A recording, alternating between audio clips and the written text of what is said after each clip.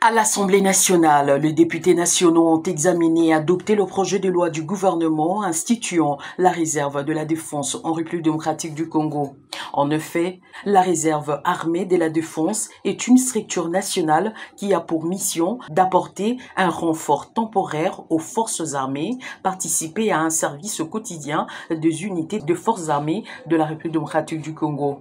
Elle est composée de militaires de carrière, de retraités et des différents services de sécurité, de volontaires civils engagés dans la défense du pays et de son intégrité territoriale face à une menace ou une agression conformément aux articles 63 et 64 de la Constitution. C'est le ministre de la Recherche scientifique Gilbert Kabanda qui a défendu ces projets de loi devant les élus du peuple en lieu et place du vice-premier ministre, ministre de la Défense Jean-Pierre Bemba Gombo. Motif de satisfaction pour l'élu de Goma, Hubert Fuguruta. Pour la défense de la RDC est plus qu'opportune.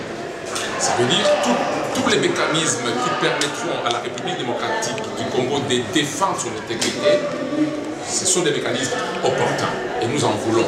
Mais nous voulons qu'on priorise plutôt les branches à recruter. On recrute les réservistes ou on recrute les soldats qui seront effectifs, actifs, professionnels. Ça veut dire que nous avons besoin de troupes.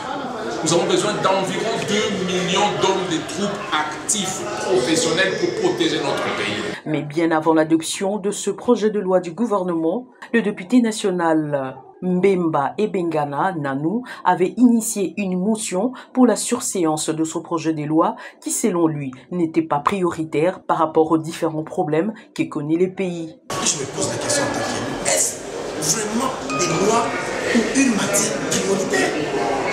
Est-ce que cela reflète réellement l'attention des élus face à la réalité du pays? Moi je dis non. À l'Est, il y a un problème de sécurité. Nous avons un problème d'incompréhension même de l'accord de l'EAC. Pourquoi? Parce qu'on n'a jamais débattu à l'Assemblée nationale. Aujourd'hui, nous avons un problème de crise. Aujourd'hui, ça fait 9 mois, jour pour jour, que Tenke Fungoulé n'exporte pas. Et Tenke Fungoulé, c'est 40% de la masse des exportations terrestres. Aujourd'hui, nous avons Sikomi qui a été aussi frappé par l'IGF. Sikomi n'exporte plus. C'est plus ou moins 25% de la production de Lualaba. Est-ce une priorité pour le président? Non. Signalons que sur 384 députés ayant pris part à cette plénière, 384 ont voté oui et aucune abstention.